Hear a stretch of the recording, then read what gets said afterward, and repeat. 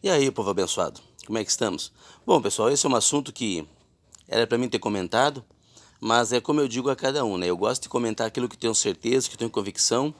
Então eu estava esperando passar uns dias aí para mim deixar esse breve comentário aqui. E é como eu digo, expor aqui a hipocrisia, né, desse povo aí que se diz cristão, que se diz cheio do poder de Deus, que dizem cheio da unção e da glória, né, a gente aqui debater se isso é verdade ou é só mais uma hipocrisia revestida de tantas outras hipocrisias que nós vemos por aí. Então eu quero falar um pouquinho aí rapidinho. Não estou aqui para julgar ninguém, para condenar ninguém, para se achar melhor que ninguém. Enfim, eu estou aqui para fazer um comentário e cada um julga da maneira que entender. Todo mundo aí sabe que morreu o irmão Lázaro, né? Uma pessoa que deixou marcada, né, no cristianismo, a sua história, a sua vida aí, né? Uma pessoa bem conhecida, uma pessoa bem popular no meio gospel, no meio cristão aí. E o que eu queria falar? O que ele deixou do seu legado?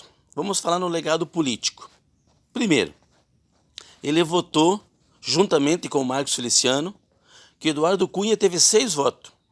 Eu não me lembro do nome dos 6, mas 4 foram evangélicos.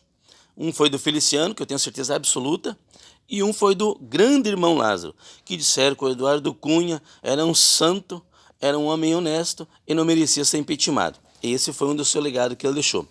Votou contra a reforma trabalhista, que tirou todos os direitos às pessoas se aposentarem, que retirou todos os direitos às pessoas terem o seu seguro-desemprego 100%, enfim.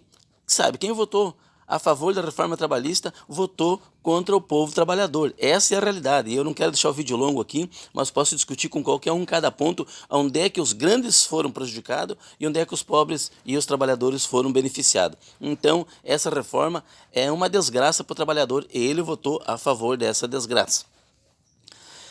Então, essa é a reforma trabalhista. E votou também contra a reforma política, aquela que tira os benefícios dos deputados, os benefícios do senador. Então, ele acha correto todas essas tetas aí que os deputados, senadores, governadores, enfim, toda a classe política recebe. Ele votou contra essa reforma. Então esse é o povo de Deus que vem para fazer a diferença, que vem para fazer justiça. Então é isso aí. Então eu não estou falando mal dele porque ele morreu, mas é que muita gente depois que morre, todo mundo é anjo, todo mundo é santo. Não, vamos ver a história do cara, vamos ver o legado que ele deixou. Mas o que mais me chocou, o que mais me deixou pasmo, é o seguinte. Aí no mundo, quando morre um grande cantor, quando morre um grande ator, quando morre uma pessoa de importância como o irmão Lázaro, as televisão, as pessoas do mundo dele fazem homenagem, divulgam notas, prestam grandes homenagens, né? Ou pelo menos vêm e se pronunciam. E o incrível é que você viu porque o irmão Lázaro, querendo ou não querendo, gostando ou não gostando dele, ele marcou a história, sim. Ele era uma pessoa de grande relevância, tanto na política da bancada evangélica, como no meio gospel, no mundo dos cristãos.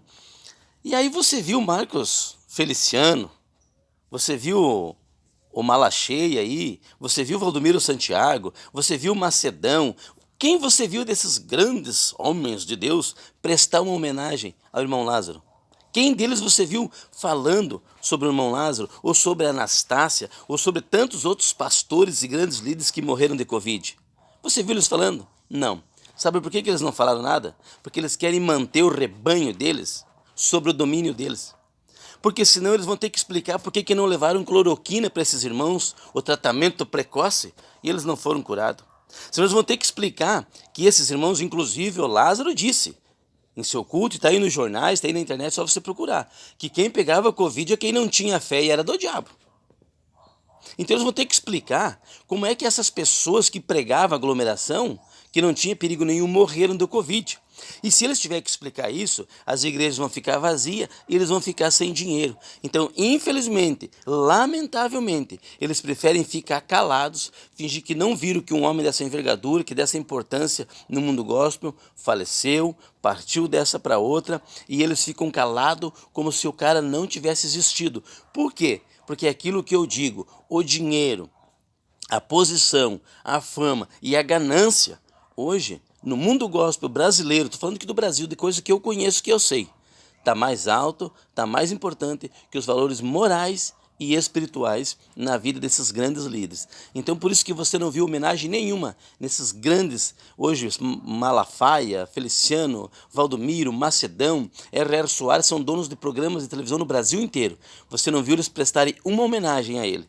Por quê? Porque eles vão ter que explicar que esses caras eram contra o isolamento, esses caras eram contra a vacina, essas pessoas eram contra a pessoa se cuidar. Então assim, ó, a igreja pode se unir? Pode, mas tem que usar máscara, tem que passar gel, tem que se cuidar. A Bíblia diz, não atentarás o Senhor teu Deus. E o que a igreja faz hoje é atentar.